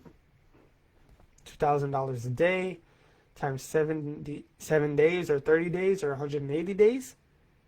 Once her father's insurance had maxed out, nothing eats up an estate's money like ICU bills. And if Ernesto and Mom and Sis there were still in the will, and if Julia decided to feed their inheritance to the hospital bills, well, she knew that the loyal, grieving Ernesto would soon be thinking of something else. If Julia was the only one with the power to pull the plug, then there had to be some way to replace her. And of course, there was. It was just a matter of time before he found it. Okay, that so far is crazy. Give me a second. Let me take a drink here.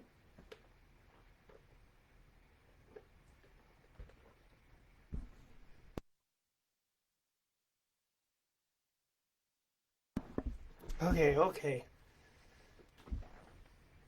Let's continue on. So you haven't seen him since yesterday morning? Conrad asked. Suzanne took another sip of her Dr. Pepper and answered. He said he was going off to Griffith Park for the night. Wanted to spend some time in prayer. Griffith Park? Conrad asked in concern. Suzanne nodded. By himself for the entire night? He does that once in a while. Suzanne, this is Los Angeles. He'll be okay. She glanced out the Burger King window toward the Motel 6 across the street. Jake and a slight skinny kid were in the parking lot working under the hood of a beater Toyota. The rest of the group were either in their motel rooms, out shopping, or catching some of the Southern California sights. Did he say when he'd return? Conrad asked. Suzanne pushed her hair back, smiling that smile of hers, the one that always made his heart swell. Never stop being the reporter, do you? She teased. Always have to be asking the questions. He glanced at the uneaten burger before him and shrugged. I guess old habits are hard to break. She reached out and patted his arm in understanding. I know. His eyes darted to hers. She knew. What did she know? Surely she wasn't talking about his feelings. Surely he was better at hiding them than that. He'll be okay, she repeated. He does this from time to time. Especially when he has important decisions to make. She withdrew her hand. Conrad glanced out the window, both relieved and saddened. His panic had been unwarranted. She had thought he was still talking about Eli. And why not? After all, that's the excuse he always used when visiting her. It was a small lie, but one worth the telling if it gave him an opportunity to be near her. Then there was the matter of his posting bail for the man. Of course, he'd told himself that putting up the money was to help balance out the injustice of the raid. But deep inside, he knew it was for Suzanne. She'd finally found her knight in shining armor. He could see it in her eyes every time she looked at Eli. Every time she spoke his name. And although he could not deny the jealousy, his logic dictated that if he couldn't be the one to be with her, what better person there for her than Eli Shepherd? Of course, he'd hinted to her about the love he saw, and of course she denied it. Connie, she had laughed, I'm 15 years his senior. What possible romance could there be between us? Maybe he was wrong. Part of him hoped so, but Conrad had put up the bond money just the same. Romance or no romance, the knight would not rust in jail. Not if he could do anything about it. There was, however, something he could not do. Stop EBN's broadcast of the story. And they're selling it off to any news organizations showing interest. And there were plenty. The arrest had been 48 hours ago, and by now, hundreds of local stations had picked it up as a softer. People in the news piece. If Eli Shepherd hadn't become a household word yet, he was certainly on his way. There he is now, Suzanne motioned out the window. Conrad leaned past an advertisement painted on the glass and saw the young man making his way down the sidewalk. Let's see what's up, she said, finishing her soft drink and rising from the table. He nodded and crawled out the booth.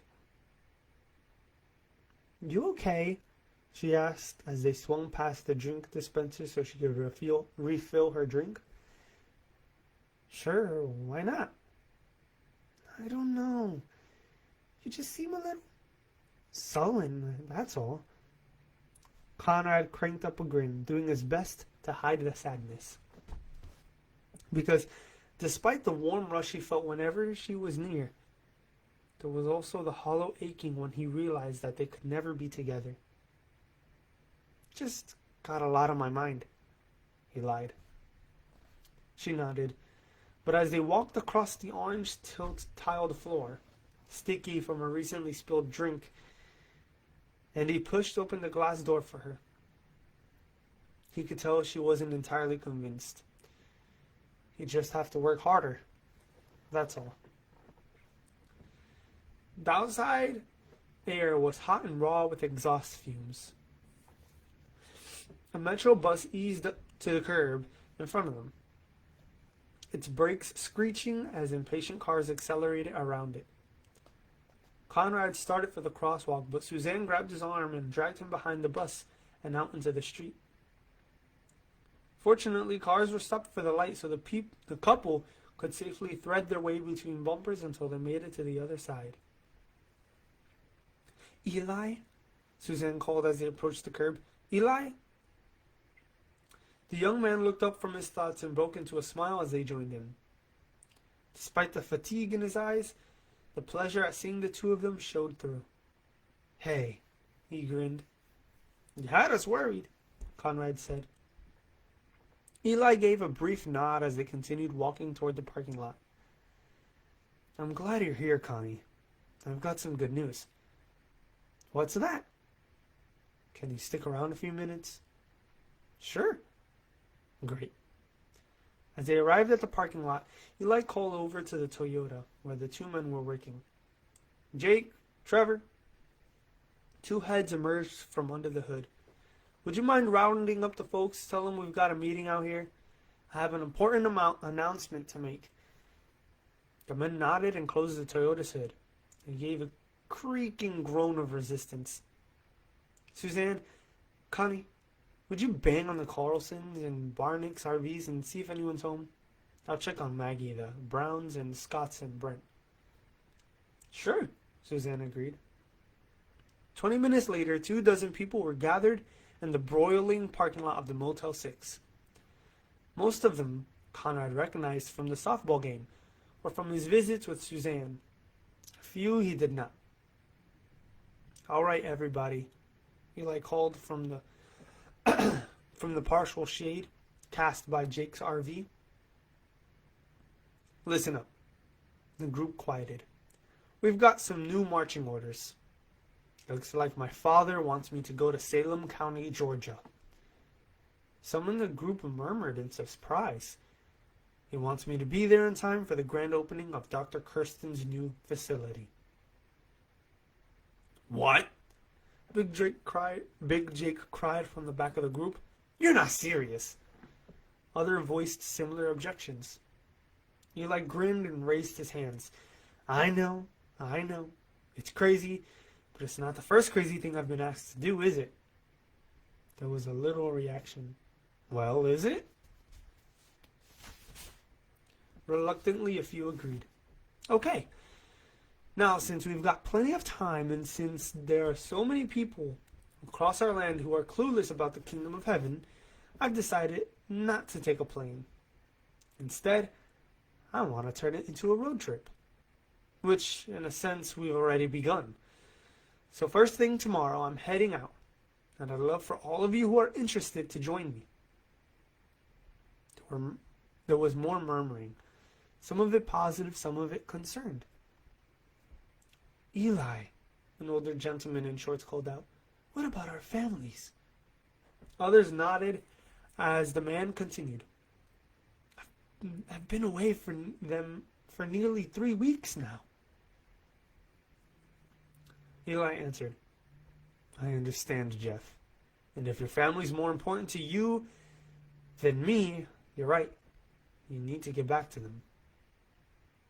The man gave a nod followed by a frown, as if he wasn't entirely sure he'd received the answer he'd wanted. "What about school?" A young brunette in shortly cropped hair asked. "Summer classes start next week." "Another good point," Eli said. "If school's more important to you, then by all means head back to it." "And work?" Brian Tufts, the man whose arm Eli had healed at the softball park, asked. What about it, Brian? Most of us have jobs we've got to get back to, Eli. Eli remained silent. The man continued. I mean, we've got to eat, right? We've got bills to pay, kids to put through college, mortgages. Eli slowly nodded. He looked across the parking lot as he chewed on the statement. Something near the motel's office caught his eye. He turned back to Tufts. Tell me, Brian. He motioned toward the brick planter next to the motel's glass doors. Check out those birch trees over there, and the geraniums. The group turned to look. You don't see them fretting and worrying, do you? They're not concerned about paying bills or meeting mortgages. But look how my father takes care of them. And look at those birds. He nodded toward a handful of pigeons sitting on the electrical wires running to the office. Have you ever seen them starve? But Eli, he protested, they're pigeons. Exactly. And aren't you more important to my father than pigeons? If he takes care of their needs, as insignificant as they are, don't you think he'll take care of yours? Brian held his gaze a moment, then glanced away, unable to find an answer. Eli turned to the rest of the group. If you can't come with me, I'll understand. But there is not one of you who, if you give up your family or work or career, will not receive 100 times that much back. Not only in this lifetime, but later with me in heaven.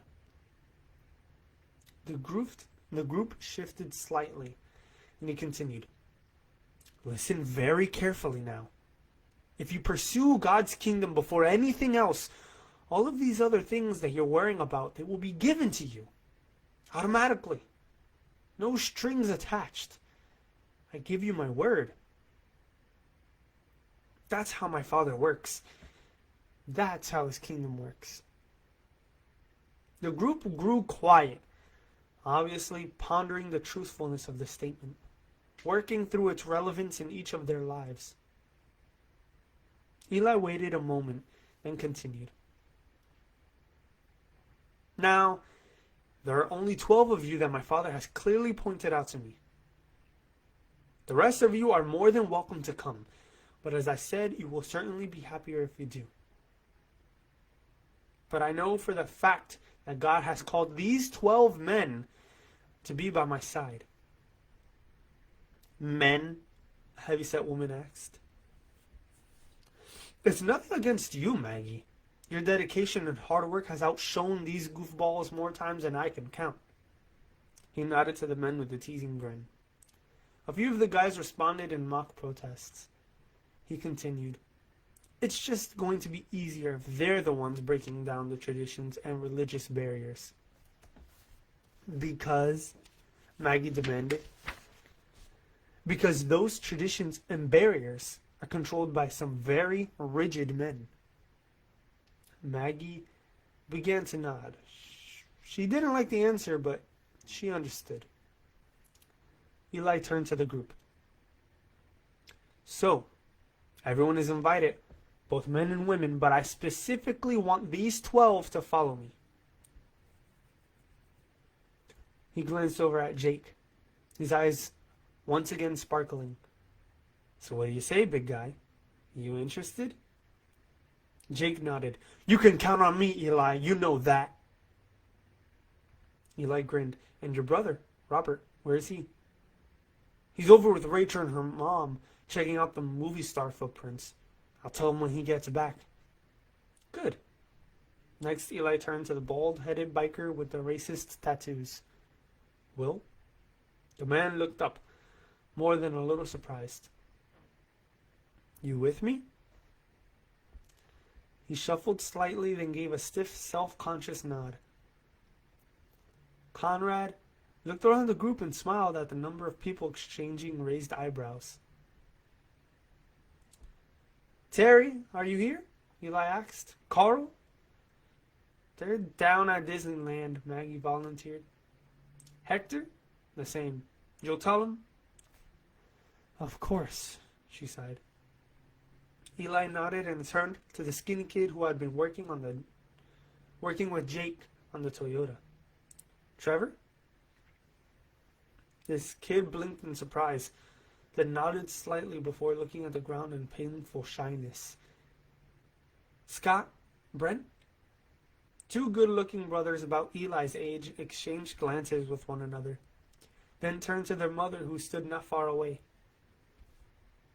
She gave a solemn, almost imperceptible nod, which the boys duplicated and returned to Eli. Eli smiled and turned to Keith Anderson, the production assistant from Charlene Marshall's show. The kid wore the same shorts he had worn on the broadcast. Only this time they revealed two strong, healthy legs. What do you say, Keith? You bet! The kid beamed, obviously eager for the adventure, but the moment was short-lived. Eli! Yo, Eli! The group turned to see Leon Brewster strutting forward, having just arrived. You wanted to see me, man? Eli broke into his trademark grin. I was just going down the list. And I'm on it, right? Just like we said? You're on it, Leon. Just like we said. This time the crowd made no effort to hide their surprise and concern. Conrad threw an amused look over at Will, who appeared anything but excited. And for good reason. The two men's lives couldn't be any more different, or their hatred towards each other any stronger. Eli would definitely have his hands full with these two. And finally, Eli said as his eyes turned to Conrad, Davis.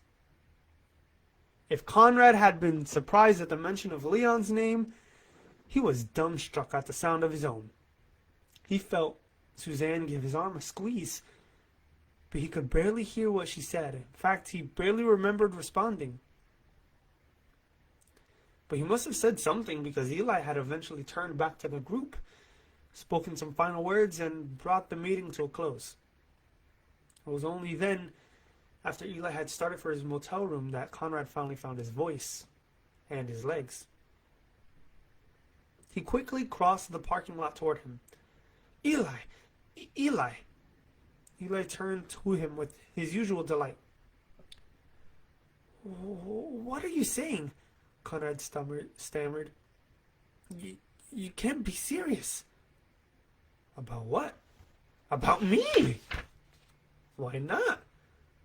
Why not? Why not? Eli waited for the answer.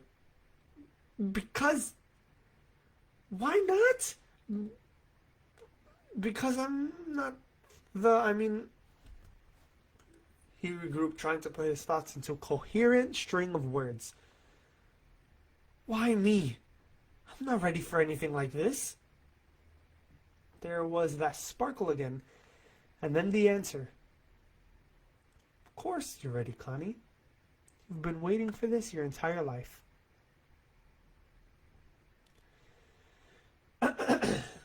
We're not done yet with the chapter, so hang on.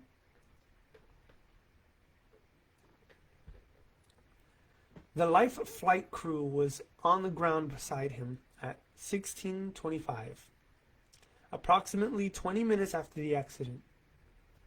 He was found to be unconscious, with traumatic head wounds to his forehead and the right side of his skull. His clavicle was shattered, both legs broken, and there appeared to be several internal injuries.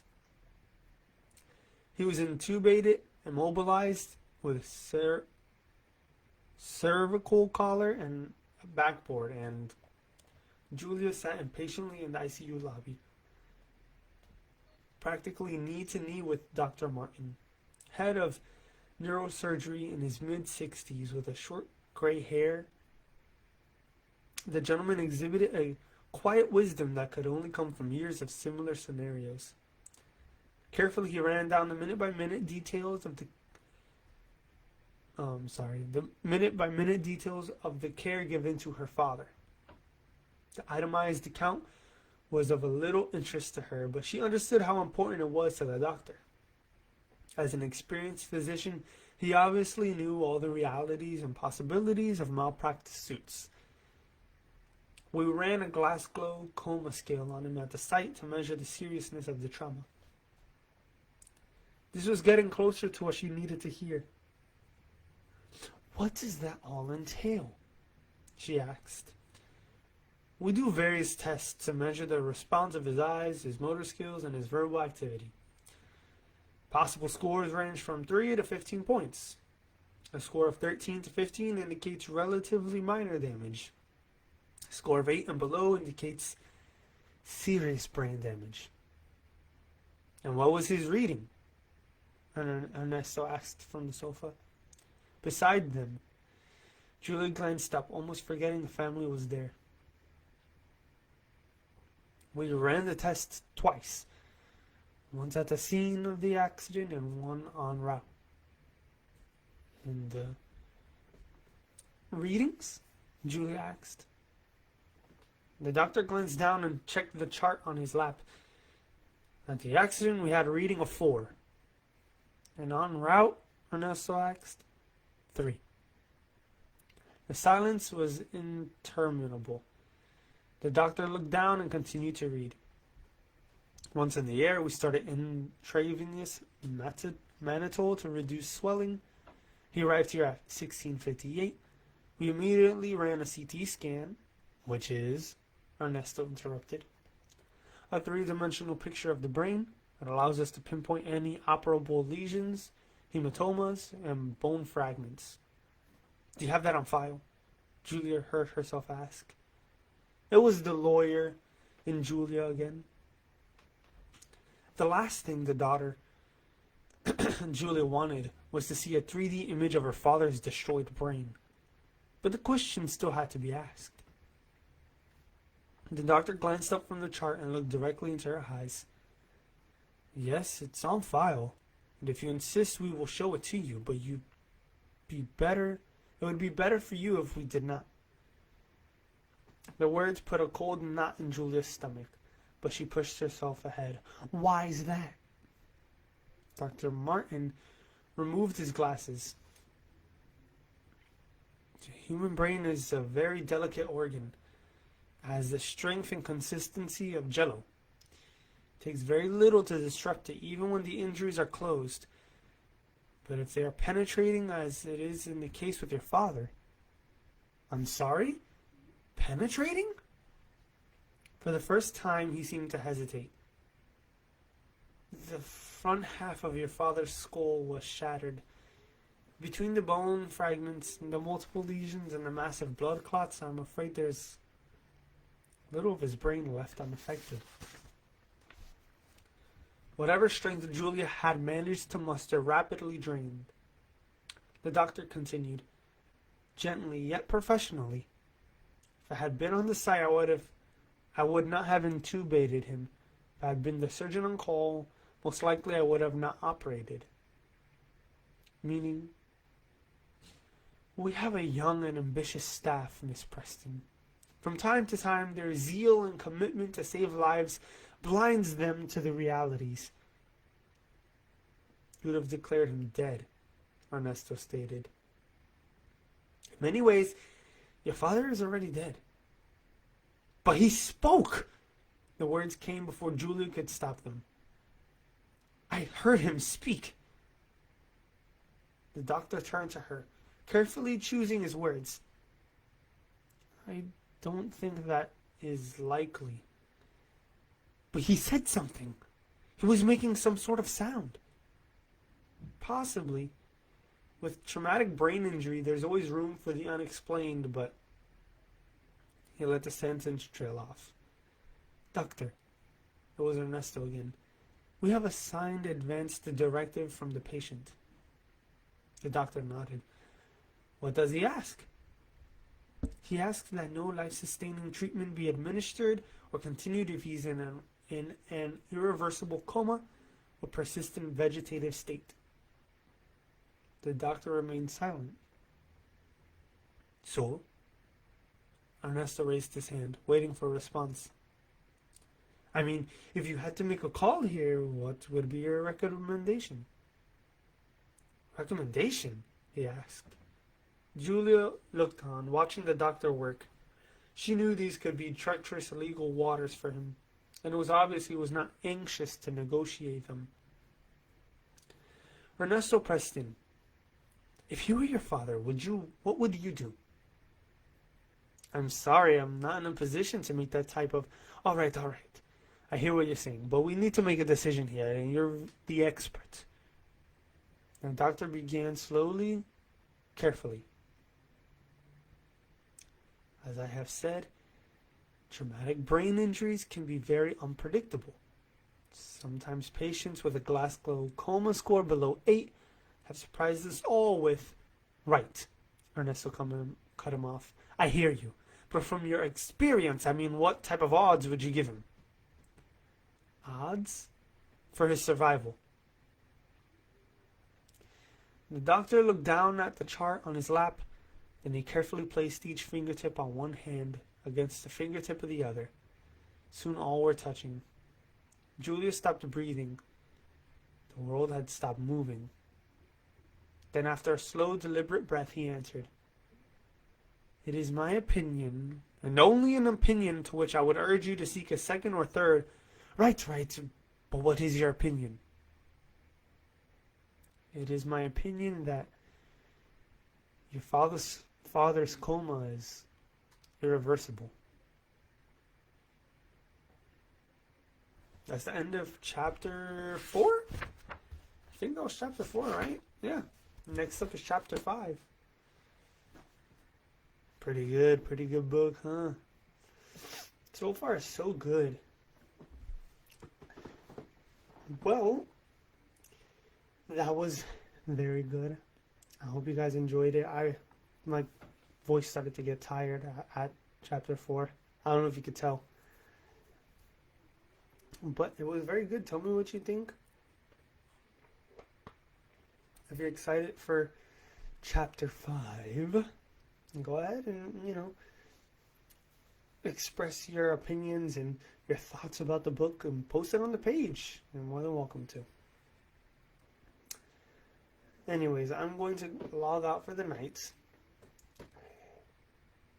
And yeah, chapter 5 is going to be good. Chapter 5, I read this book before a while ago, and then I reread like maybe 2 or 3 chapters of it again, and now I'm reading it again with you guys. And I know what's happening, what's going to happen, but I don't remember exactly when or where. So it's just as much as entertaining and as a surprise for me too. So it's exciting. The book gets even better as the time goes. So all I can say is just get ready, because chapter 5 is going to be super good. Alright, well, I'm going to log off. God bless you, everybody. Oh, I know, Ernesto. Ernesto is not cool. Anyways, God bless you all. Have a good night. I hope you are ready for chapter 5.